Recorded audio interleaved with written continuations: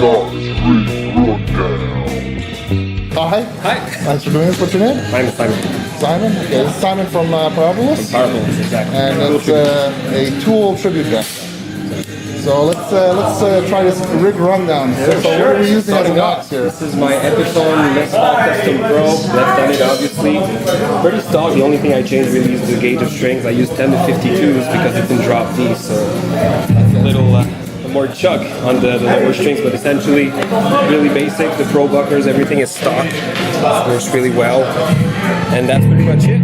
For picks, just the regular Dunlop 114. These are the best ones for me. I've tried so many of them, and that's the one that just works. Cool. So let's take a look at your pedal board. Let's take a look at your pedal board. Sure. So starting off, my guitar directly into my wah. Just a regular CryBaby wah, just the stock one that you get. It just works for the stuff I do. I think we all know what a wah sounds like, but.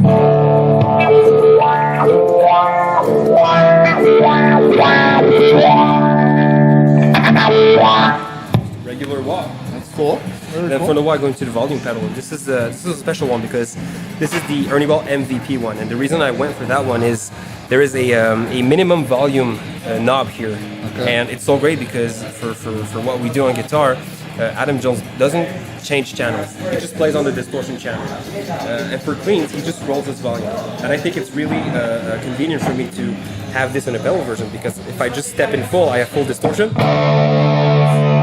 Then I put my heel down, and now I have clean. I don't have to mess around with my volume and get confused. It's all with my full distortion.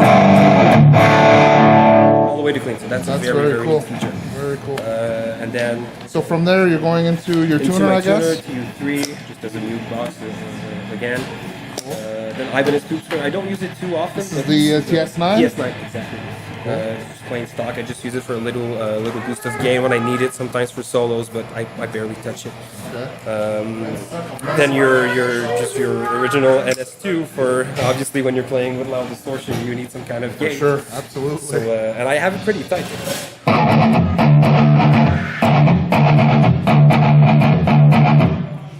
Just tighten things up. Cool. Very good. And then the special flanger BFT. So this is a Japanese one. And this is how you get the flanger. Silver screw? Sorry? It's a black screw. Okay. Yeah, it's a black screw. Just iconic sound. Really, I've tried the BF3 and it's not the same sound. This one just and everything as you see right now is pre-distortion. So everything is in front of the of my main distortion pedal, which we'll get into. But it's not usual to put modulations in front of your distortions, but it just works, and that's how Adam does it. You know, there's no order. It depends on the sound that you're looking way, but exactly. it just sounds crazy. Just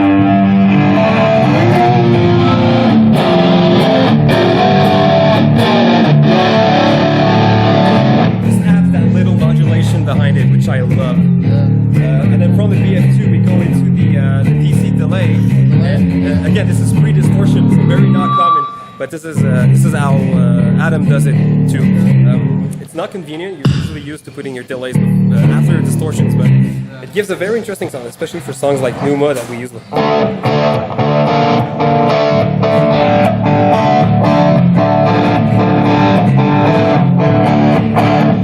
how you get it. And then if you mix it with the BF2, you can get some very crazy stuff.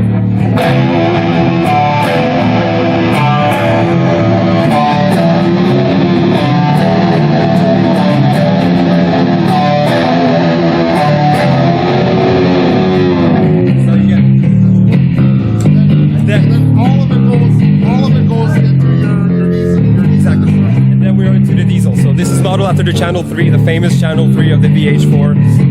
Great sounding amp, great sounding distortion. I don't have my gain set too high, as you can see. It's not a really heavy band, but you need that percussive attack of the guitar, and you get it by not oversaturating it with gain. So just a regular. Everything is almost at noon or at 6. And it just sounds amazing that way. Sounds pretty good, man. It does sound pretty good. Really nice, man. And from the VH4 into the GT1, and this is just for modulations and effects. So just delays, reverbs. And this is controlled also by this pedal. I just use it to control my effects on there.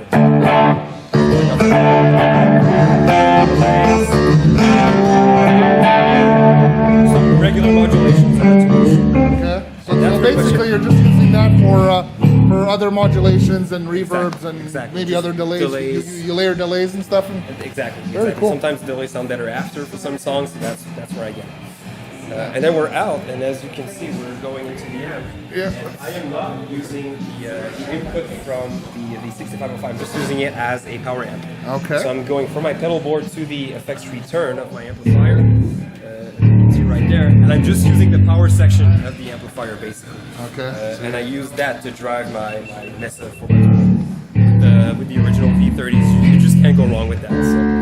And that's pretty much Your it. cab's a 4x, what is it, a 4x12? Yep. 2x12? 4x12.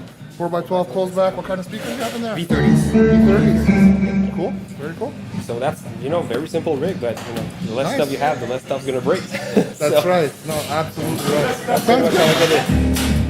Great. Thank you very much. Thanks to you.